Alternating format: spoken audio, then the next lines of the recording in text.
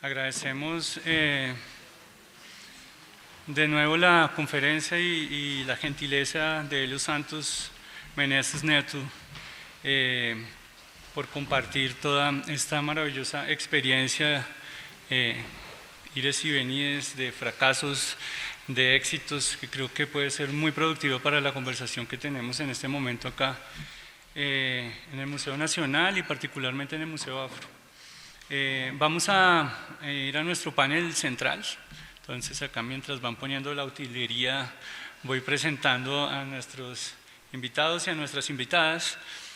Vamos a profundizar un poco más a través de experiencias muy concretas de estas discusiones contemporáneas sobre descolonización en los museos. El conversatorio, el panel, bueno, se llama, como ustedes saben, la descolonización no es una metáfora, genealogías, rupturas y resignificaciones en los museos. Y para eso, pues tenemos dos invitadas y un invitado, pues maravillosos, que estamos muy contentos de que nos acompañen hoy. Entonces los voy a ir nombrando para que por favor suban, y también a nuestro moderador, que es Carlos Correa Angulo del Museo Afro de Colombia, que nos va a ayudar a mediar esta conversación. Muchas gracias, Carlos. Invitamos entonces a Dani Merriman. Dani es la directora del Centro de Historia Restaurativa de Smithsonian National Museum of American History. Es antropóloga cultural, curadora y artista visual, ha producido numerosos artículos y herramientas sobre temas de reparación, memoria histórica y monumentos. Su investigación se ha enfocado en Estados Unidos y América Latina y examina en colaboración con las comunidades afectadas las secuelas de conflictos coloniales y contemporáneos, así como su impacto sobre las comunidades que luchan por sus derechos y la reparación y la justicia social. Su tesis doctoral, titulada Visibilidad crítica en Colombia, victimización, reparaciones y el reto de visibilizarse, fue premiada como la mejor tesis doctoral por la Asociación de Colombianistas en el año 2019. El Centro de Historia Restaurativa está dedicado a reformar las prácticas museísticas para que se centren en las comunidades históricamente excluidas y sean dirigidas por estas con un enfoque en su reparación histórica. Dani, muchas gracias por acompañarnos. Vamos a llamar también a Carlos Andrés Ortiz Maza. ¿Dónde está Carlos? Hola Carlos, bienvenido. Es un joven líder comunitario, conciliador en equidad y profesional en formación, comprometido en la construcción de paz y el fortalecimiento de la memoria histórica en Mampuján, Bolívar. Es técnico en producción agropecuaria, técnico en presentación de radio y televisión. Actualmente adelanta estudios de comunicación social inglés, lo que le ha permitido articular sus conocimientos técnicos y académicos con procesos sociales y culturales en su comunidad. Desde hace varios años se desempeña como secretario del Museo de Arte y Memoria de Mampuján, donde participó activamente en la creación museológica, curatorial y en el diseño de la Ruta de Memoria Histórica de Mampuján. Su papel ha sido clave en el relevo generacional de las tejedoras de Mampuján, amigas de esta casa, y en este contexto ha asumido la misión de preservar y proyectar la memoria colectiva de la comunidad, además de ser guía del museo. En el 2024 representó al Museo de Arte y Memoria de Mampuján en el reto de innovación de turismo comunitario, donde su equipo obtuvo el reconocimiento en la categoría de comunidades que construyen paz, lo que destaca su liderazgo, creatividad y capacidad de gestión en escenarios de transformación social. Y finalmente invitamos a Diana Marcela García Sierra. Muchas gracias, Marce, por acompañarnos. Es antropóloga con maestría en Museología y Gestión del Patrimonio, magíster en Patrimonio Mundial y Proyectos Culturales para el Desarrollo. Cuenta con una trayectoria de casi 15 años en procesos de investigación, curaduría, producción de exposiciones, gestión cultural y docencia. Su experiencia museológica se ha desarrollado en instituciones como el Museo de Historia de la Medicina de la Universidad Nacional de Colombia, el Museo Regional Histórico y Arqueológico de Cocorná, el Museo Nacional, el Museo Panóptico de Ibagué, el Museo de Bogotá, el Museo de Memoria de Colombia del Centro Nacional de Memoria Histórica y Magma, Museo Interactivo del Riesgo. En la actualidad forma parte del equipo curatorial del Museo del Oro del Banco de la República. Muchísimas gracias por estar acá y los dejamos en buenas manos. Carlos, adelante. Muchas gracias, Andrés. Bueno, bienvenidas, bienvenidos. Muchas gracias por aceptar la invitación. También muchas gracias a todas, todos, todes que están en el público acompañándonos. Yo soy Carlos Correa, hago parte del equipo de curaduría del Museo Afro y bueno, la idea es que tengamos una conversación en relación a este tema de que la descolonización no es una metáfora. Usualmente cuando hablamos de descolonización pueden surgir muchas preguntas, desde preguntas básicas, desde una mediación en el museo de por qué descolonizarnos si ya somos una república independiente, hasta cosas como nunca fuimos una colonia o hace mucho tiempo ya no lo somos, ¿no?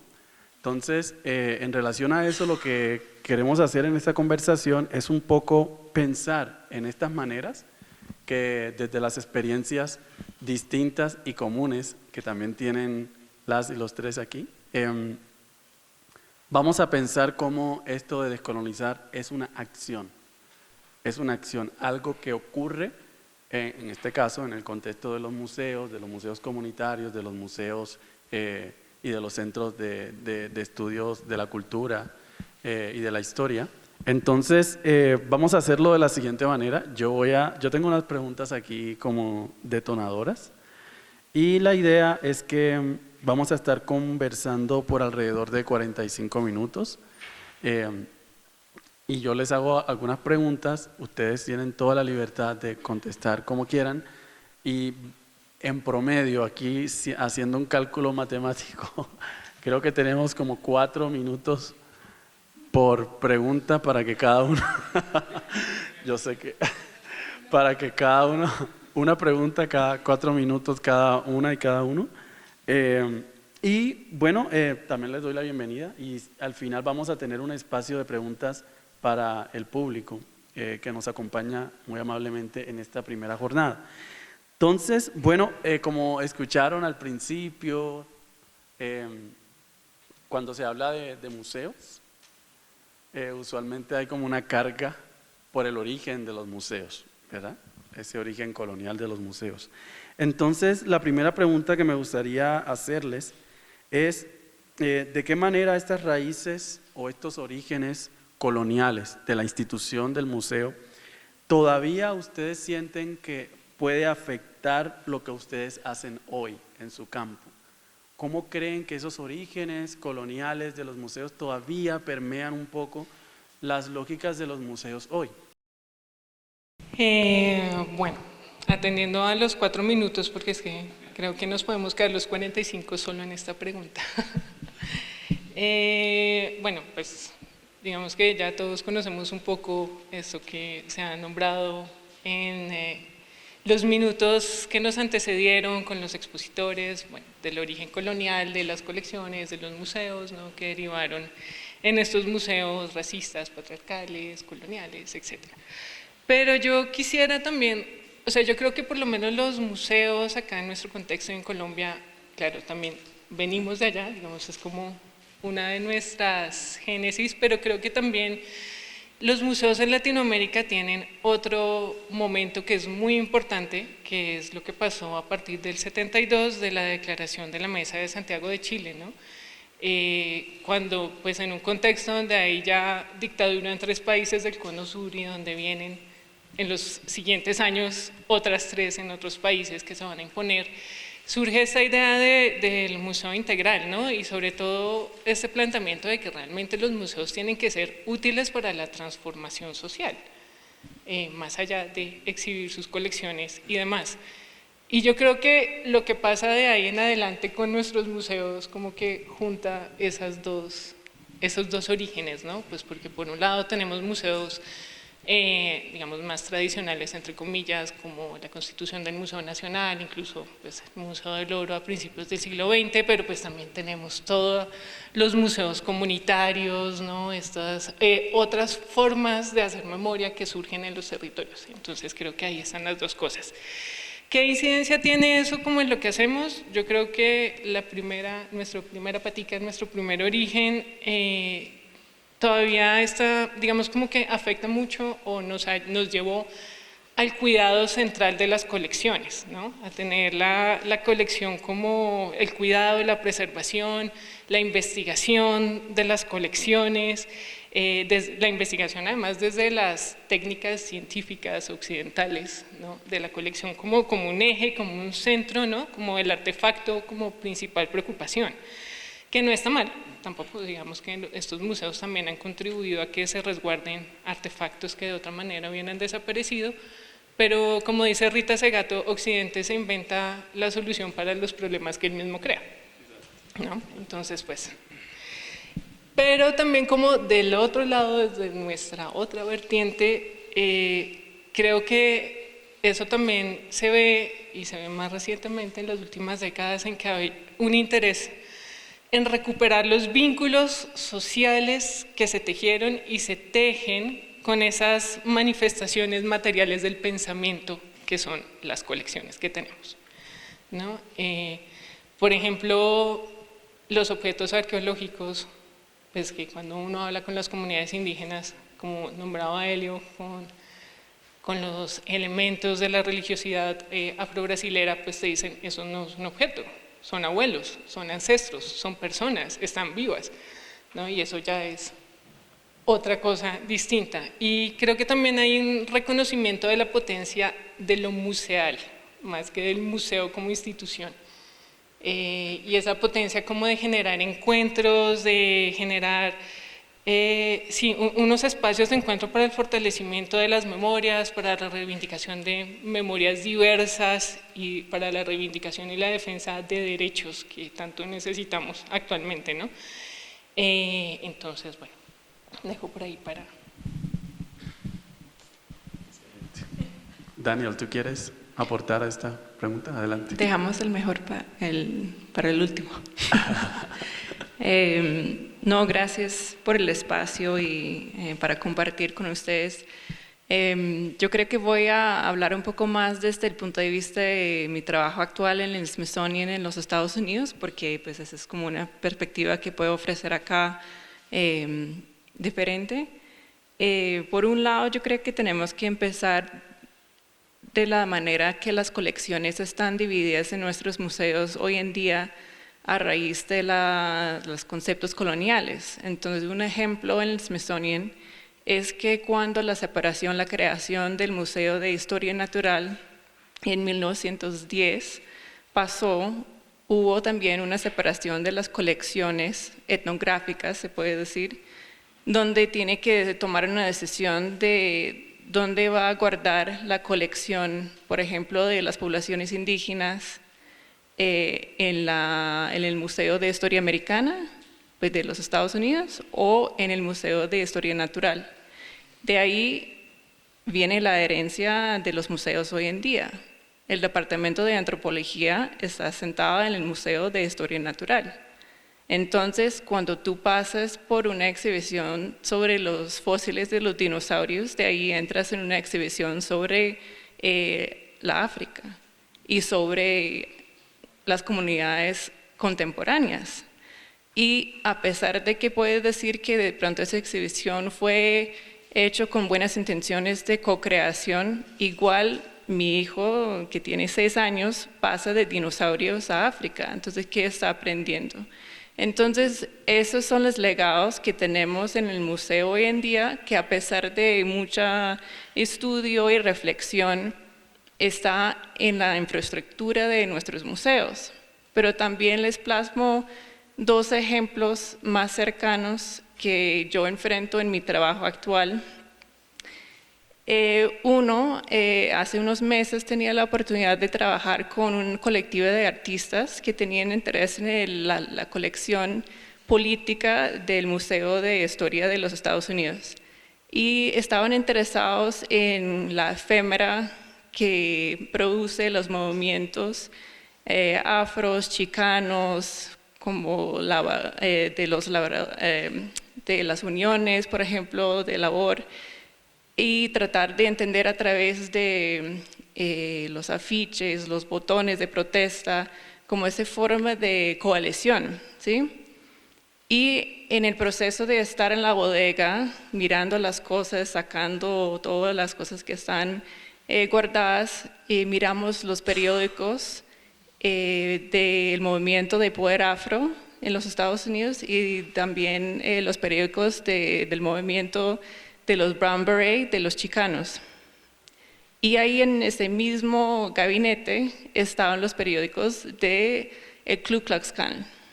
de los periódicos de odio del grupo en contra de esas mismas. Entonces, ahí mismo, en la forma en que guardamos las cosas, enfrentamos la violencia que persiste.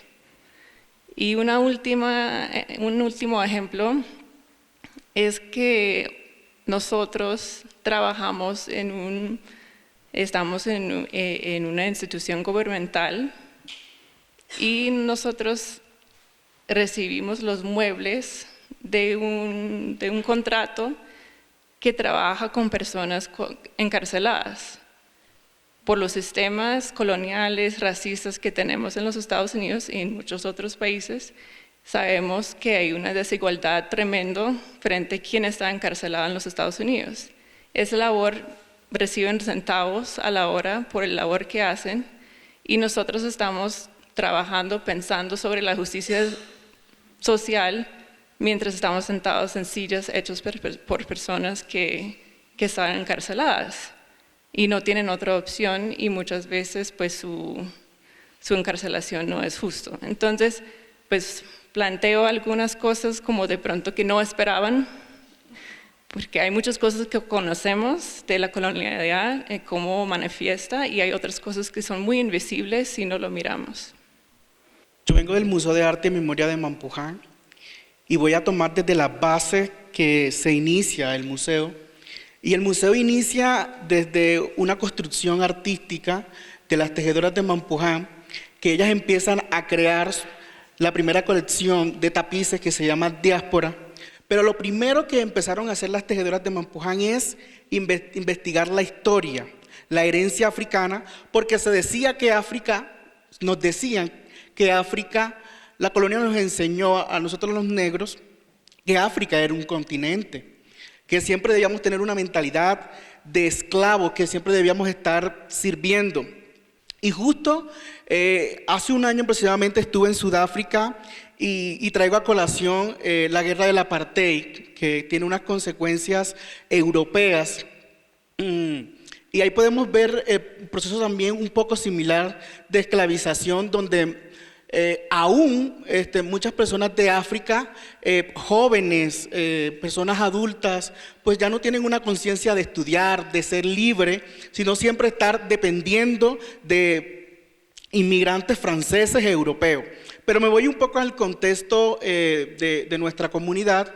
Y cuando las tejedoras empiezan a crear esta colección de tapices, que uno de estos estuvieron aquí en el Museo de Arte, en el Museo Nacional de Colombia, en custodia y a buen recaudo, están reposando en el Museo de Arte y Memoria de Mampuján, pues se plantea esto, nuestra historia como pueblo negro, y es la herencia. Cómo desde una narrativa se empieza a decir a las nuevas generaciones que somos descendientes de reyes, descendientes de príncipes, personas inteligentes. Podemos tomar el ejemplo claro de Benko Biojó. Benko Biojó era un rey en África y pues fue el que dio toda la victoria a lo que hoy conocemos como San Basilio de Palenque. El tema de los turbantes como una forma de expresión de que si alguien tenía un pretendiente, querían casarse, o el tema de hacer mapa a través de, nosotros lo llamamos bordebalay o caminos dentro de los pelos. Pero también se nos empezó a decir que el cabello crespo generaba vergüenza. Y fue así cuando nos hemos unido como personas negras, 100% negras afrocolombianos, que esto nos genera orgullo, ¿sí? Entonces podemos decir el aprovechamiento y el fortalecimiento que estamos haciendo en el Museo de Arte y Memoria de Mampuján es desde el empoderamiento que están haciendo las tejedoras de Mampuján con los nuevos relevos generacional, enseñarle lo orgulloso que debemos sentirnos como pueblo libres negros, descendientes de seres libres, no de descendientes esclavos. Bueno, excelente. Me parece que es un contraste muy interesante entre una experiencia como la del Museo de Arte y Memoria de Mampuján, que es un museo reciente, pero que de todas maneras lidia todavía con narrativas coloniales, que tiene que ver con cómo se asume a las personas afro de allí mismo, en contraste con las instituciones museales de donde ustedes vienen, que aunque reflexionan, tienen claro la perspectiva decolonial y todo, sigue habiendo como estas tensiones y algunas contradicciones al interior de la propia práctica museal. Entonces, me parece muy interesante, porque bueno, eso también da cuenta de que es un proceso. La descolonización es una práctica y un proceso que no está acabado, que se continúa. Bueno, por aquí también tengo otra pregunta, y es, bueno, yo estaba como tratando de entrecruzar sus trayectorias y lo que han hecho, y me encontré con algo en común. O sea, tienen varias cosas en común, pero hay una que me llamó mucho la atención, y es que en algún momento, desde algún enfoque, desde alguna perspectiva, han trabajado dentro del marco de lo restaurativo, de la conciliación, de la reparación. O sea, eso atraviesa un poco la práctica tanto profesional como museal de las instituciones de donde vienen. Entonces, la pregunta que me surgió es cómo ustedes incorporan esa perspectiva de la conciliación, de la reparación en las prácticas museales de las instituciones a las que representan. Entonces, ¿quieres empezar tú, Carlos? Sí. Dale. Bueno, Mampuján es como un referente de justicia restaurativa.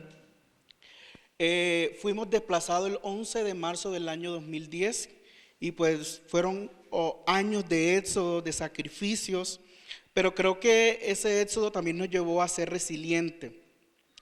Te puedo contar la historia un poquito rapidito. En el año 2005 llega una estadounidense llamada Teresa Heiser, que les enseñó a las tejedoras de Mampuján cómo tramitar el estrés, el trauma a través de una técnica que se llama quilting. Pero a las tejedoras les pareció interesante, ellas decían, vamos a hacer muñequitos. Bueno, en la historia de Mampuján, y empezaron a hacer un tapiz que se llama Mampuján Día de Llanto o 11 de marzo. Y se llenó de llanto ese tapiz porque empezaron a recordar todas esas vivencias en Mampuján viejo y también fue terapéutico. Pero tengo que hablar específicamente cuando el bloque Héroes de los Montes de María pues entrega sus armas. Estoy hablando del año 2010, pero en ese mismo año 2010 empieza también a darse el proceso de justicia y paz y Mampuján entra ahí. Entre los cabecillas o los postulados Diego Vecino y Juancho Dique, la justicia restaurativa significa en que como estos paramilitares, hay tres componentes en que se debe hablar la verdad de esos hechos victimizantes, se debe dar un tema de justicia y reparación. Eso se dio. A Juancho Dique y Diego Vecino, pues le dieron 8 años de cárcel y todo ese tiempo posterior fueron a las comunidades a pedir perdón y que se esclareciera la verdad y que fueran los lugares donde enterraron y estaban fosas comunes. Ese es un proceso de justicia restaurativa que da como consigo la reparación. A los mampujaneros se les dio, fuimos la primera comunidad reparada por el gobierno, tanto así que ahí nace la ley de víctimas y fuimos reparados económicamente. Hoy Mampuján, existen 2 Mampuján, el viejo Mampuján donde fuimos desplazados y el nuevo Mampuján pues tiene calles pavimentadas producto de esa sentencia. Tenemos un centro de salud y tenemos también un centro educativo de bachillerato. La sentencia también incluía que a buen recaudo los tapices de las tejedoras de Mampuján que estaban regados porque en Mampuján la humedad y en María la Baja la humedad es muy alta y aquí justo estaban muchos de esos tapices en conservación y preservación. Y así nace todo este proceso de justicia restaurativa. También puedo hablar del proceso del año 2015, cuando las tejedoras de Mampuján pues ganan el Premio Nacional de Paz.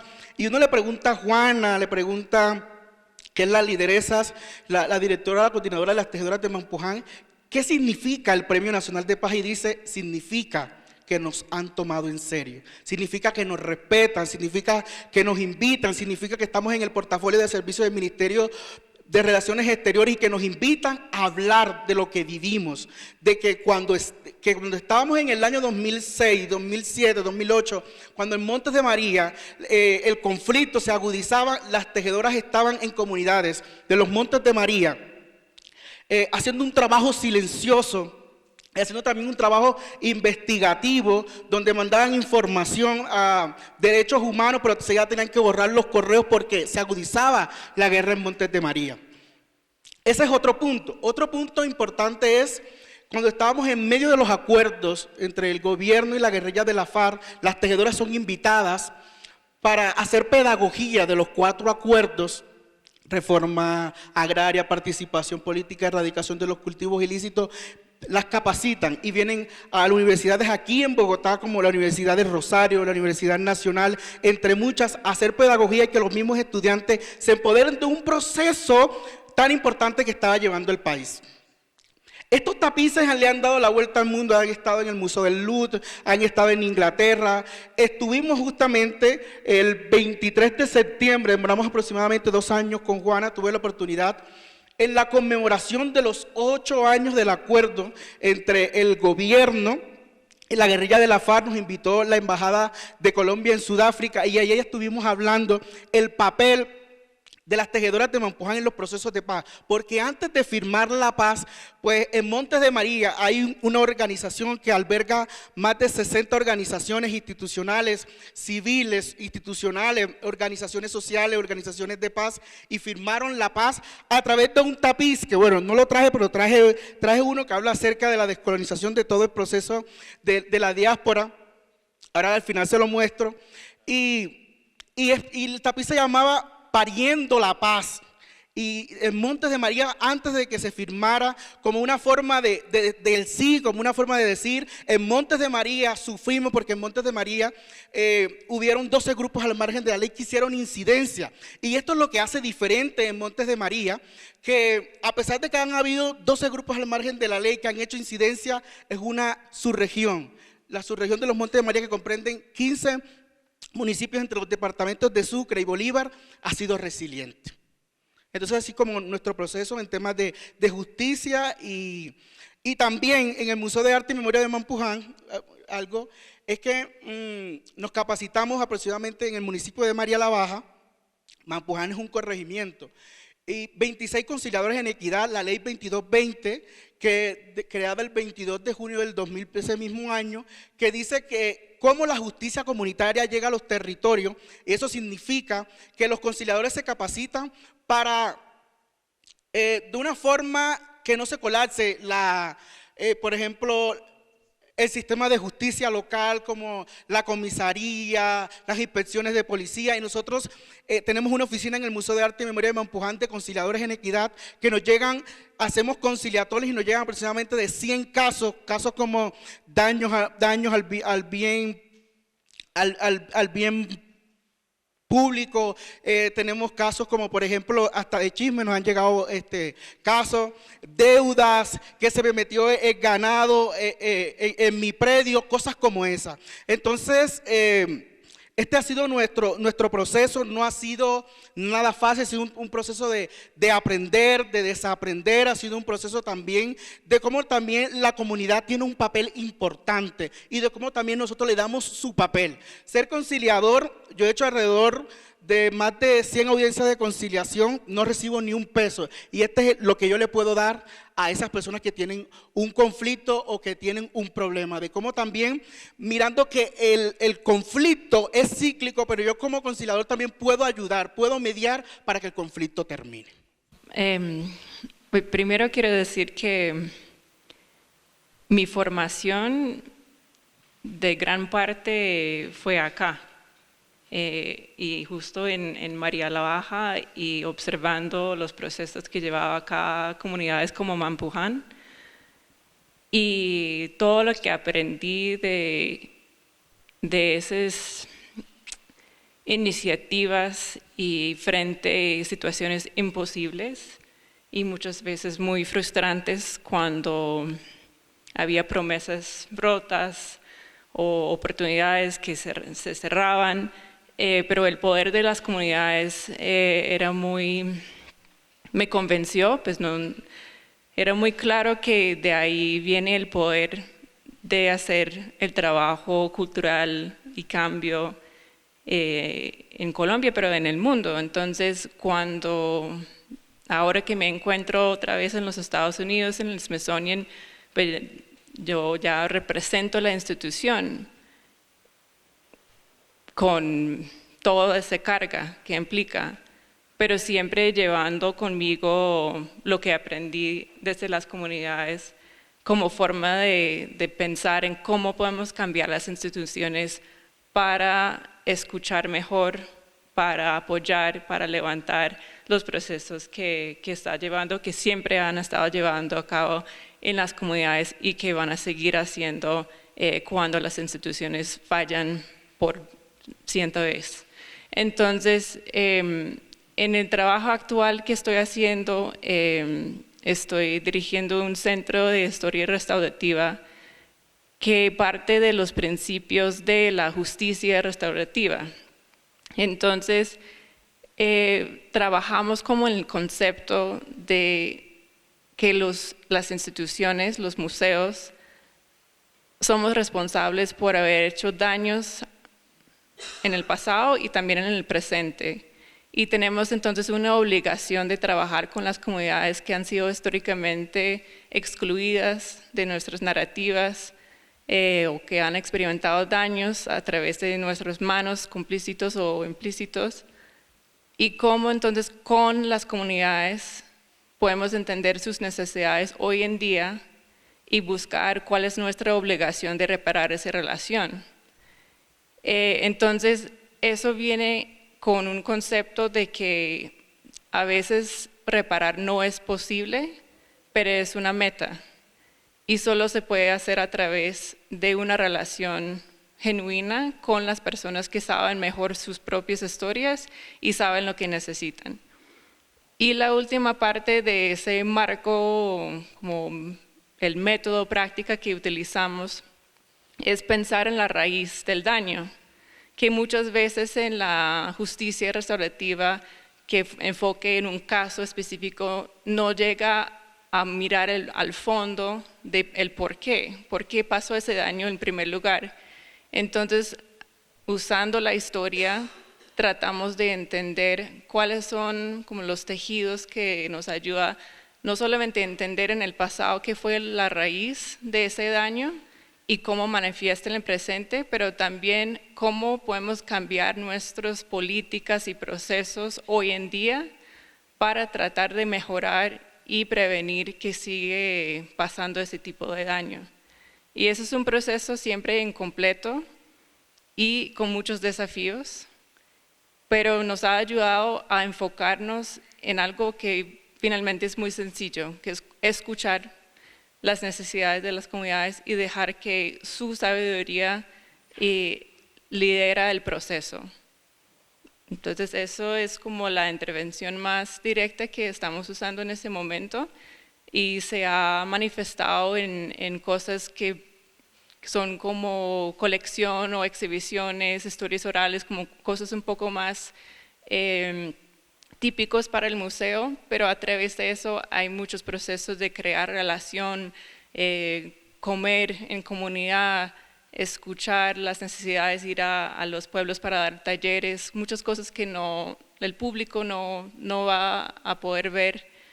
Y también tenemos, por ejemplo, una pasantía de 1 año pagado, una pasantía pagada con personas que fueran previamente encarceladas, y esa es una forma de también tratar de cambiar quiénes son las personas que están guiando las narrativas en nuestros museos, cambiando quiénes son los profesionales de la siguiente generación. Entonces, intervenciones que no solamente se ve en la pared del museo, pero también que habla de las entrañas del museo y cómo podemos usar el poder que tenemos en la institución para mover recursos hacia el trabajo como los que están haciendo en Mampuján. Bueno, pues yo diría que eso requiere voluntad, compromiso, afecto y sobre todo una posición ética que muchas veces hay que defender no solo hacia afuera, sino hacia adentro de las mismas instituciones. Yo voy a responder como a partir de 2 experiencias de vida y laborales. Una fue en el Museo de Memoria de Colombia, Y otra es lo que pasa con el Museo del Oro, pues que son como instituciones muy diferentes, pero que pues también, digamos, abordan conflictos distintos, ¿no? Pues digamos que en el caso del Museo de Memoria, pues tuve la oportunidad de trabajar con un equipo increíble en una exposición que se llamó Sanaciones, Caminos de Resistencia, que fue la segunda exposición que tuvo medida cautelar de la JEP, después de Voces, y que curiosamente esa medida cautelar fue la que permitió que la exposición se recompusiera y se hiciera como debía ser. Pero digamos que esa exposición implicó una postura ética del equipo de trabajo que defendió los acuerdos que había hecho con las comunidades previamente y defendió que eran las personas, en este caso integrantes de 10 pueblos indígenas de distintas regiones del país, los que tenían todo el derecho a hablar. O sea, eran sus palabras, no las nuestras, y bueno, eso fue una historia muy larga, pero al final esto nos llevó a plantear, digamos, a llevar un poco más allá el concepto de participación, que era como lo que se usaba en ese momento en el museo, ¿no? De ser un museo participativo, y las exposiciones eran participativas, pues en realidad Sanaciones la llevamos un paso más allá y se planteó como una exposición concertada. Eso implicó que trabajamos con más de 500 personas con las que se trabajaron todos los textos y contenidos de la exposición. En cada uno de los territorios de estos pueblos indígenas, sentados con los pueblos en los territorios bajo las metodologías propias, ¿no? Y trabajando, pues teniendo discusiones, no sé, imagínense, de cosas que en lengua indígena no se pueden traducir a español, por ejemplo, y estos eran horas de pensar entre todos hasta llegar a un acuerdo de cómo hacerlo. Y finalmente, pues la exposición, que además fue una exposición virtual, que era una exposición multiplataforma, y se fue creciendo cada vez más, porque cada vez que la planteábamos nos encontrábamos con una pregunta nueva, ¿no? Era como, oh sí, vamos a hacer una exposición virtual, porque eso fue en pandemia, y después dijimos, ¿qué hacemos con una exposición virtual sobre pueblos indígenas que viven en lugares donde no hay internet? No. Bueno, ahí desarrollamos otro montón de estrategias para eso, pero al final esto derivó en muchas cosas, salida del equipo, etcétera, pero le levantaron la medida cautelar a la exposición al final, porque las mismas personas de los pueblos indígenas que participaron dieron el aval para que la levantaran. Entonces, pues, a pesar de todo, algo hicimos bien. Y en el caso del Museo del Oro, yo creo que yo llevo 3 años en el Museo del Oro, pero desde hace más o menos 15 años el museo viene adelantando una renovación de los museos regionales, porque el Museo del Oro, mucha gente no lo sabe, es el Museo de Bogotá y 6 museos regionales. Y creo que ha habido una apuesta muy grande en esas renovaciones por conciliar, identificar y conciliar conflictos que se han generado, pues, justamente por nuestra herencia colonial, ¿no? Por ejemplo, en el Museo Zenú, que es el Museo de Cartagena, ¿no? Bueno, de entrada hay una apuesta y es que ningún museo regional es igual a otro, ¿no? Nosotros no tenemos un modelo de cómo hacer museos del oro que vamos copiando y pegando en cada región, sino que sí, no es una réplica, sino que realmente entendemos que son museos situados y que tienen que responder a unas demandas y unas lógicas territoriales. Entonces, pues siempre hay unos estudios de público, o sea, aproximaciones etnográficas, etcétera, para entender hacia dónde debe ir el museo. Y por ejemplo, para el Museo del Oro Zenú en Cartagena se identificaron varias cosas, ¿no? Primero, pues que es un museo que estaba en el centro histórico de Cartagena, al que iban mayoritariamente turistas, no población local, y bueno, como una distancia muy grande. Y hubo un esfuerzo muy grande en ese museo para incluir otras narrativas, otras voces, pero digamos como que tuvieran un impacto real. Entonces hubo un trabajo con la comunidad del resguardo de San Andrés de Sotavento, en Córdoba, en Tuchín, Córdoba, y hay un documental sobre el sombrero volteado, la caña flecha, la producción, y eso ha tenido efectos en que la gente que entra al museo hoy en día dice, ¿cómo así? El sombrero que yo tengo es made in China, entonces no, yo lo boto y dígame a dónde voy a ir a comprar realmente el sombrero que es. O sea, hay como una reivindicación allí de esto. Otra apuesta grande fue cómo hacemos o cómo se hace para que vayan chicos de colegios públicos que están a las afueras de Cartagena y no en el centro histórico. Y eso se ha logrado. Con el nuevo museo ahora van estos chicos de otros colegios, se ha reivindicado una zona como el Pozón, que es una zona arqueológica, o sea, se cuenta que Cartagena no empezó en la colonia, también había población indígena, hubo población afro, bueno, una cantidad de historias. Y ahora que estamos trabajando en la renovación del Museo del Oro Calima, que es el de Cali, que es el último que queda, digamos que cada renovación ha corrido un poco la línea y la cerca, y ahora la apuesta que estamos haciendo grande para este museo es que estamos trabajando en cocuraduría, que eso nunca lo había hecho el Museo del Oro, en cocuraduría real. Tenemos un equipo de cocuradores territoriales, de origen indígena, afro, campesino, con los que, del Cauca y del Valle del Cauca, con los que estamos pensando todo el museo. Y con cocuradores es que deciden también como digamos, el resto, las otras 2 personas que hacemos parte del equipo de curaduría. Entonces creo que ha sido también la manera desde el Museo del Oro para ir un poco cerrando brechas y conciliando también esas distancias que hemos generado. Pues excelente, me quedo con varias cosas de lo que han dicho. Renovación y cocuradurías es una manera de introducir la perspectiva reparadora dentro de los museos, ampliar y apoyar el sistema de justicia a través de instancias de conciliación dentro de ahí mismo, que salen de ahí mismo del museo, y reparar la relación con los públicos, reparar esa relación a través de escuchar las necesidades y de hacer exposiciones y colecciones, historias orales que se crean en relación con los públicos. Me parece que está bastante clara como esa perspectiva reparativa. Y bueno, a mí me queda como la idea, claro, los museos tienen como unos pesos, ya lo habíamos dicho, ¿no? Como históricos muy fuertes, pero cuando escuchamos estas experiencias, a uno le queda la idea de que el museo se está moviendo de ser una institución convencional o tradicional, a como se pensaba, y se está abriendo. Me gustó algo que dijiste, Diana, me gustó, se está abriendo a ampliar lo participativo, que era como, lo participativo, ahora moverlo un poco más hacia lo concertado. Entonces eso me gusta bastante. Bueno, ya vamos a ir cerrando y con esa pregunta nos adelantamos un poco a una pregunta que yo tenía por acá, y tiene que ver con... Bueno, se están haciendo estas cosas que nos acaban de contar y me parece que son muy, muy buenas en relación a la práctica museal como tal, participativa.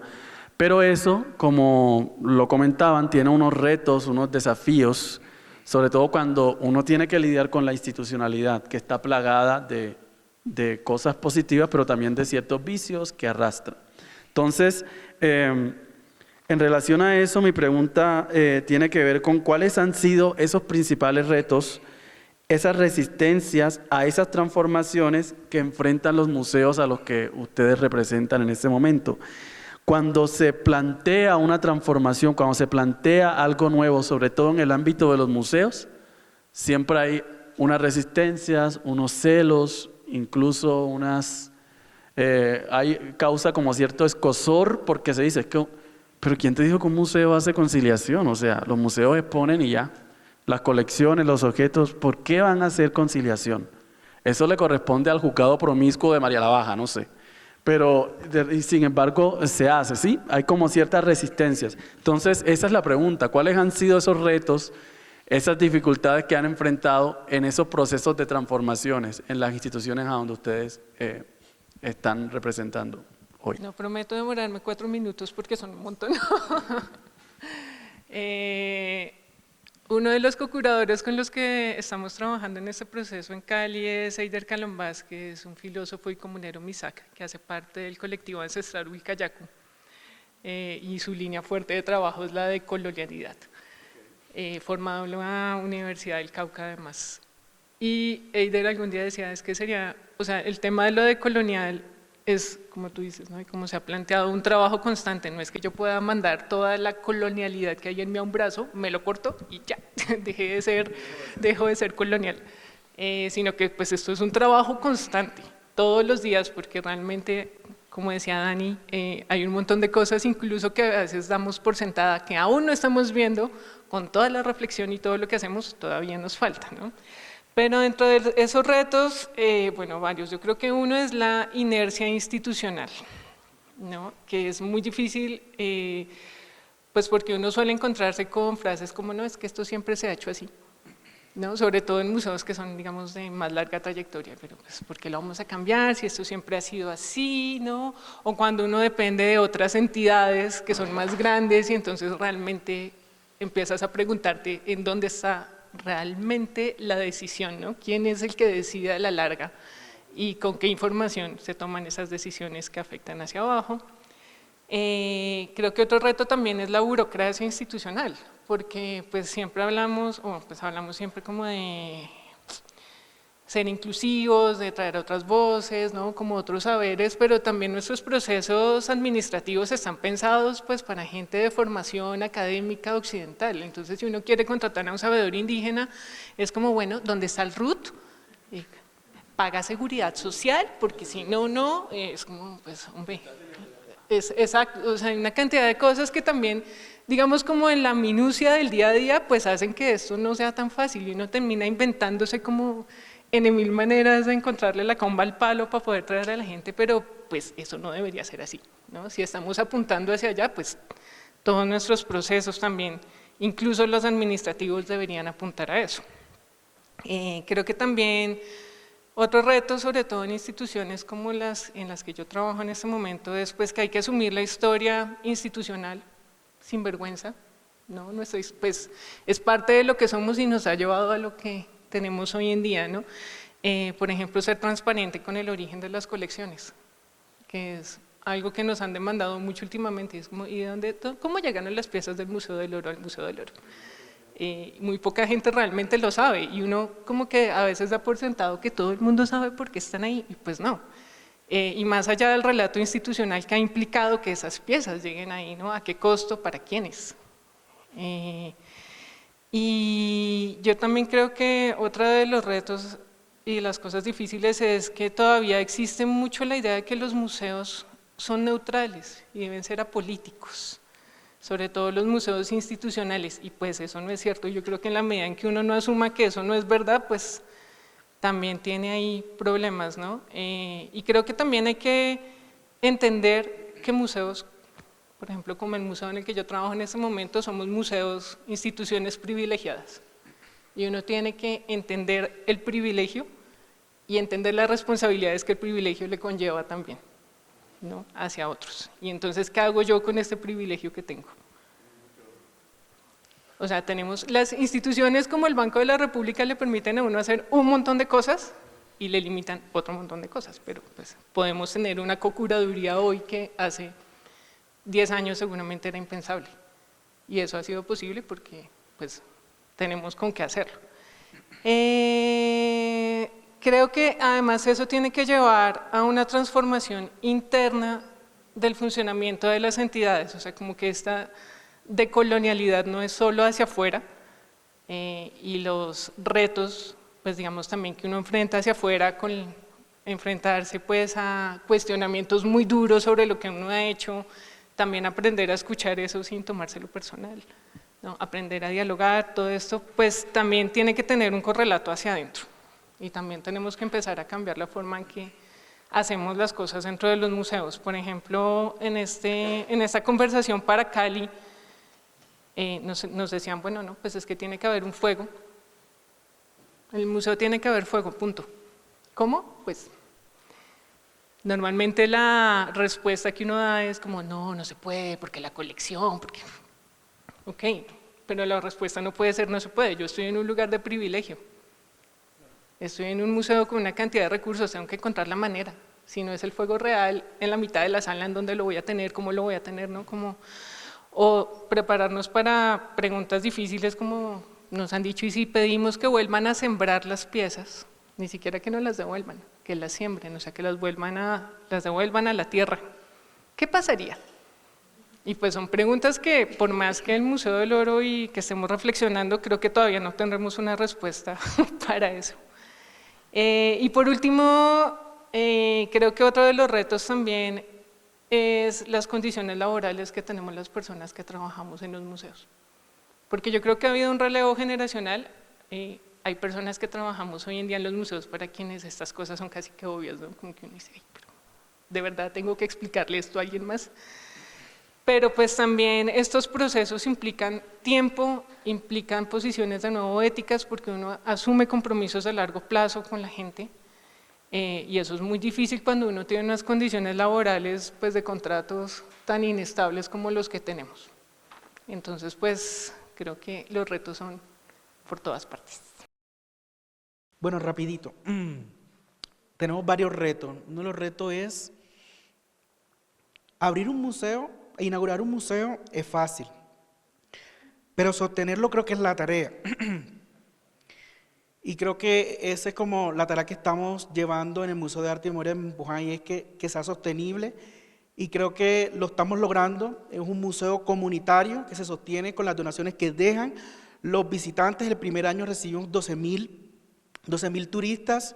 Tenemos un restaurante, tenemos una tienda, tenemos un auditorio que también alquilamos. Uno de los otros retos que tenemos es que, a pesar de que tenemos una agencia de turismo, llega mucha gente extranjera, pero todos los guías que tenemos pues, no son profesionales, son intérpretes locales de la memoria, pero no hablan inglés.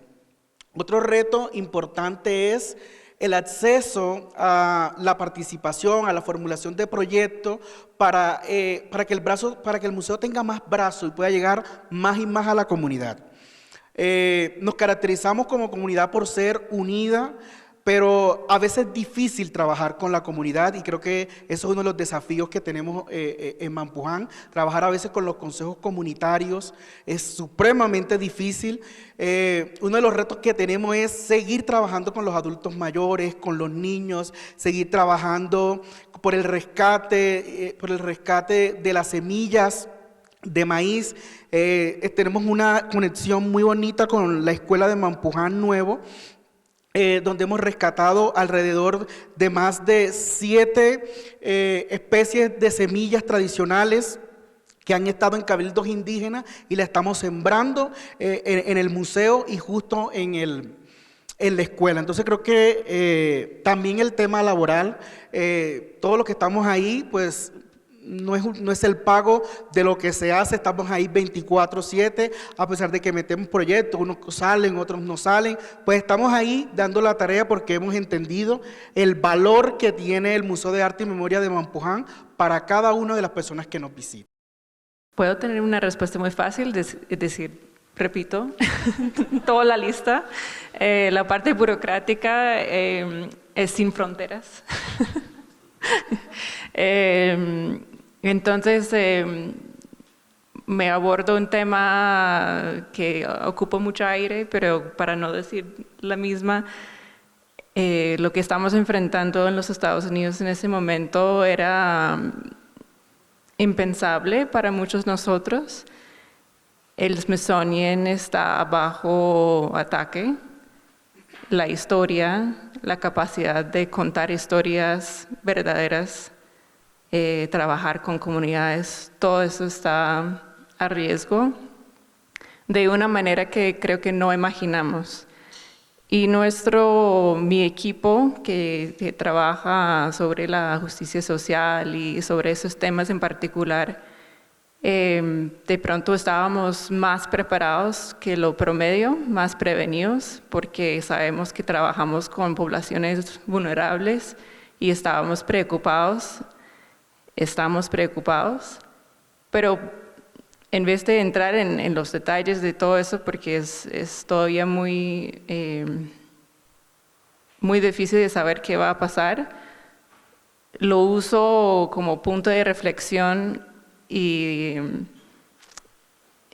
para compartir que ha sido siempre claro, pero ahora aún más claro, la necesidad de trabajar fuera de las paredes de las instituciones.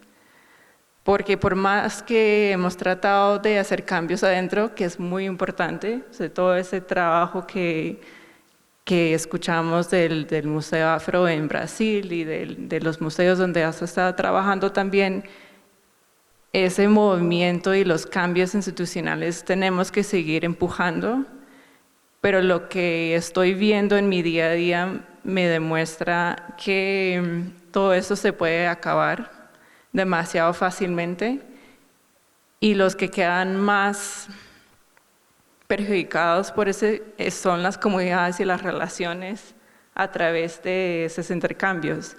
Entonces para mí lo más importante que podemos hacer, si estamos hablando en serio de descolonizar, es de invertir y pasar recursos a los procesos en las comunidades,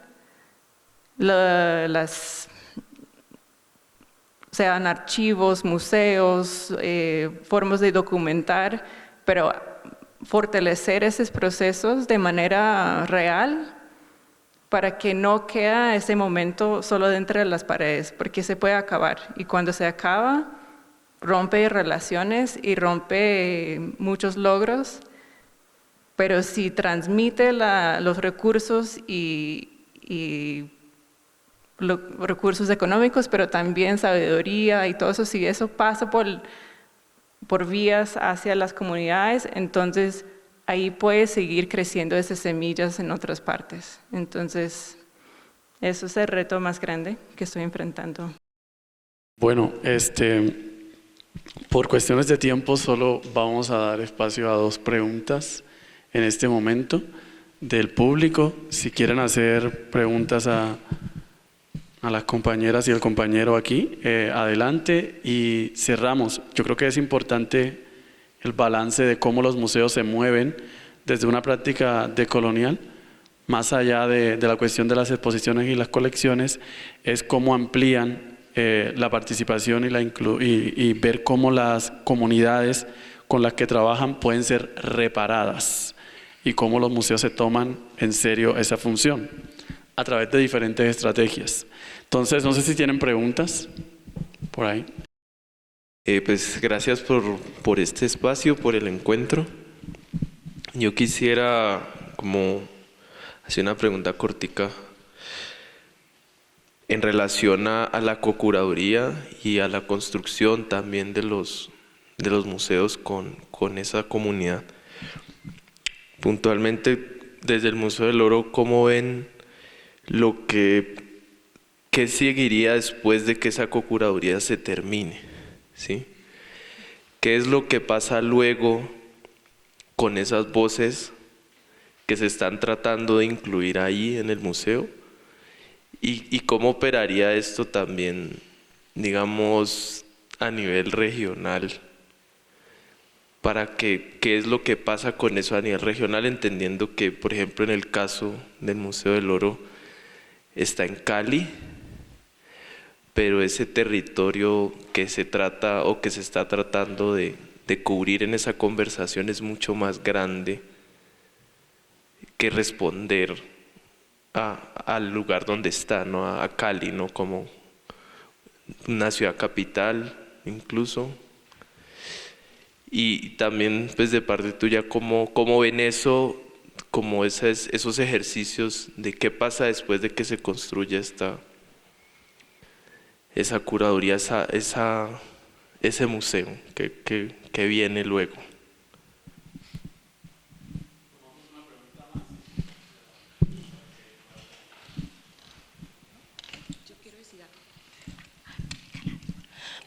Hola a todas. Bueno, yo quiero como conectar la presentación de Helio, la pregunta de la compañera que lastimosamente ya se fue, con este panel, y es ¿cómo resignificamos los traumas psicosociales posesclavización? O sea, tú decías, Helio, que no narrar o no mostrar visiblemente esas herramientas de castigo y tortura, ¿verdad? Lo hablo desde mi lugar, desde cómo poder enseñar y hacer esa pedagogía mostrando lo que reproducimos hoy como traumas. Entonces, ¿cuál fue el origen? Y lo hablo porque me gustó mucho lo que tú dijiste. No puedo, ¿cómo me salto la historia? ¿Cómo empiezo la historia de África partiendo de los dinosaurios? Entonces, no podemos borrar eso tampoco de los museos, porque es lo que ha hecho la colonialidad borrar efectivamente los traumas que infringieron en los cuerpos y que se traducen en traumas que hoy vivimos la población descendiente de estas personas africanas. Entonces, que seguimos teniendo y que de alguna manera también muchas personas hemos ido reproduciendo. ¿Cómo reparamos? ¿Cómo hacemos esas rupturas y esa resignificación de esos traumas psicosociales que no se narran en las paredes de un museo con una visión colonial? No es tanto una pregunta, sino una reflexión que después de escucharlos me surge. Y bueno, yo trabajo con ambiente y nosotros en ambiente tenemos que ver todo ese tema que se llama pasivos ambientales, es esas afectaciones tan fuertes al paisaje, tan duras, todas esas cárcavas, todo lo que ocurre con la transformación, con los desplazamientos también de las comunidades cuando vienen todas las transnacionales y hacen toda una modificación al paisaje. Entonces, muchas veces, como no queda un registro de lo que es ese paisaje que está habitado por comunidades que luego van a ser desplazadas, y durante mucho tiempo ese paisaje se va a volver totalmente transformado y la gente tiene que emigrar o por acciones forzadas, y entonces como que no queda una memoria de lo que estaba ahí, y entonces en la conformación de esos derechos colectivos y derechos de comunidades a esos recursos se vuelve una cosa técnica, pero eso tiene unas afectaciones en la vida de las personas, como ustedes saben, tan fuertes, y durante tanta trayectoria que parece que no quedará un registro de lo que es la vida de las personas en esos espacios, y luego la afectación que durante muchos años va a quedar ahí, y si una persona quisiera reclamar, se vuelve una cosa técnica, pero no queda un registro de lo que tuvo ahí, ¿no? Y no hay muchas veces cómo reclamarte que eso sí estaba así, ellos estaban allí, bueno, etcétera. Entonces, con este tema del museo, pienso que las comunidades a veces no tienen esos recursos para documentar esos hechos que están ahí, y pues eso quería como dejar ahí esa preocupación. Acerca de la curaduría comunitaria, el Museo Nacional pues recomienda a unos profesionales, porque quien construyó el Museo de Arte y Memoria de Mampuján fue la Gobernación de Bolívar y el Ministerio de Cultura. El Museo Nacional recomienda unos profesionales en museología, curaduría, y de ahí pues empiezan a hacer 6 meses de trabajo de co-creación con las comunidades en el territorio. Los profesionales viajan al viejo y al nuevo Mampuján, y es la misma comunidad que decide. Por ejemplo, las tejedoras dijeron: nosotros queremos que muchos de los tapices de la diáspora estén y se creó una narrativa en medio del Museo de Arte y Memoria de Mampuján, ciertos tapices. Por ejemplo, los jóvenes decidieron que muchos de sus relatos acerca de cómo vivieron el desplazamiento estuvieran en el museo. Los adultos mayores, hicimos como muchas mesas sectoriales, niños, jóvenes, adultos, etcétera, etcétera. Después de haber sido inaugurado el museo, pues lo que hemos hecho es trabajar, hacer interconexiones. Por ejemplo, el Museo Británico pues va a actualizar sus salas para América Latina. Va a inaugurar una sala donde va a haber un tríptico de tapices de las tejedoras de Mampuján. Para los que no conocen, voy a hacer una propaganda aquí rapidito. Para los que no conocen los tapices de las tejedoras de Mampuján, estos son los tapices. Y aquí se narra como esa historia, como aquí hay un palenque donde también se narra el proceso de esclavización. Aquí habían cadenas y grillos, pero también se empieza a narrar esas 200 etnias o tribus de África, donde traían conocimiento acerca de la agricultura, la ganadería, etcétera, etcétera. Entonces, muchos de estos tapices hicieron un tríptico, y pues se va a actualizar una de las salas para América Latina del Museo Británico. Y pues bueno, ese es como hacer conexiones, relacionamiento, y este ha sido como un trabajo de hacer reuniones con agencias de viaje, etcétera, etcétera. Sí, como eso. Ese ha sido nuestro trabajo. Y pues seguimos trabajando.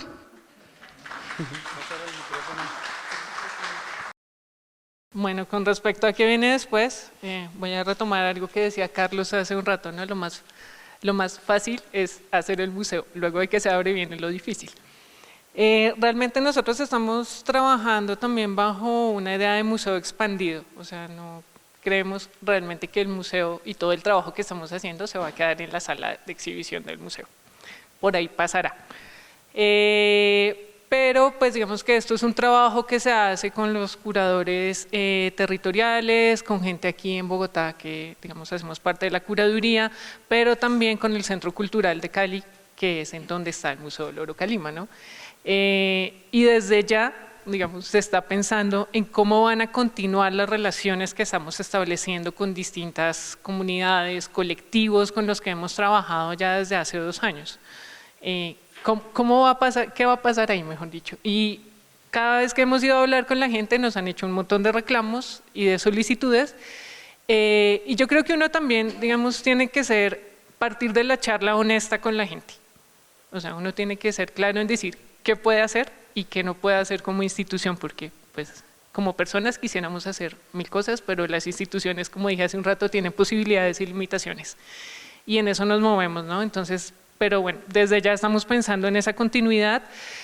Lo otro es que pues además de los 6 museos regionales, pues tenemos de apoyo toda la red cultural del banco, todos los centros culturales, y siempre hay como intercambios, ¿no?, entre uno y otro, construcción en red.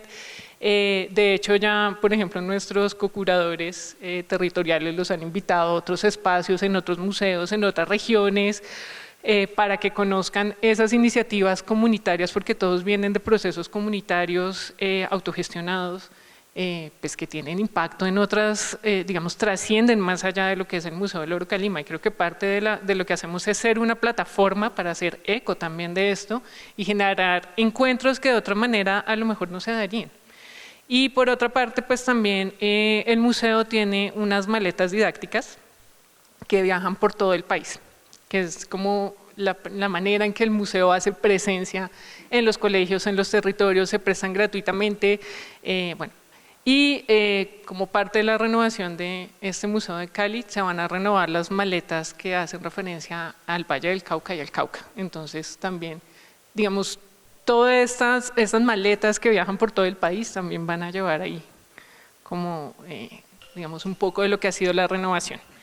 Yo quería decir una cosa con respecto a la segunda pregunta del tema de los traumas. Yo creo que claro, esa huella racista se manifiesta de muchas maneras, ¿no? Y una de las preguntas grandes que nos hacíamos, por ejemplo, en Cali era, porque nos pasó en Cali que mucha gente en el diagnóstico que hicimos, mucha gente de las comunidades afro nos decía: en el Museo Calima a mí no me habla, eso conmigo no tiene nada que ver, eso a mí no me dice nada, eso habla por allá de indígenas, eso es arqueológico y no tiene nada afro.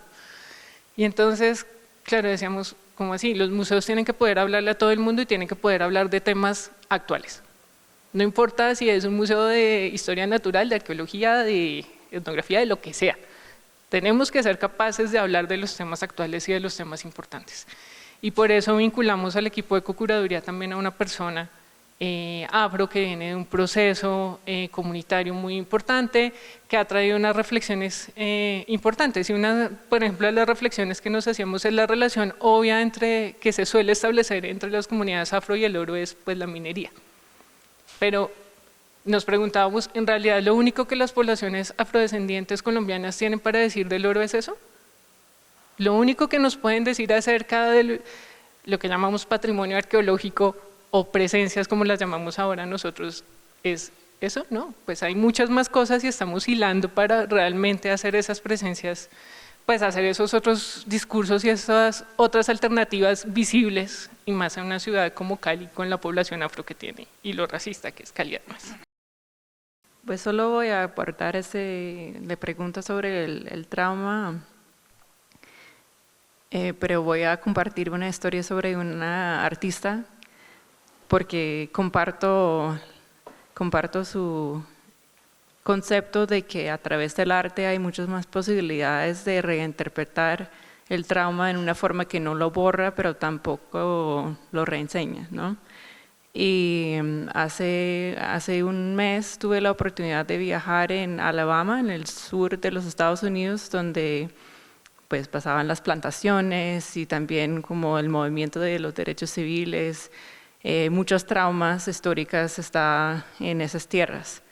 Y conocí a una artista que se llama Michelle Browder y ella estaba haciendo una intervención histórica artística donde ella hizo un monumento a 3 mujeres afrodescendientes que eran esclavas, que fueran las que hicieran algunos exámenes ginecológicos sin anestesia para crear lo que hoy en día es la ginecología moderna.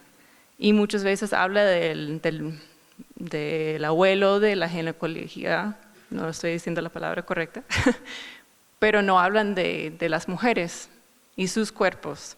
Entonces ella hizo un monumento para honrar a sus cuerpos y eso ya es una intervención que enfrenta el trauma que pasó a través de sus cuerpos, el hecho que no hubo justicia de ninguna forma y además celebramos a los médicos que hicieran eso a sus cuerpos, pero no para con el arte y el monumento, sino también ha empezado a abrir clínicas públicas.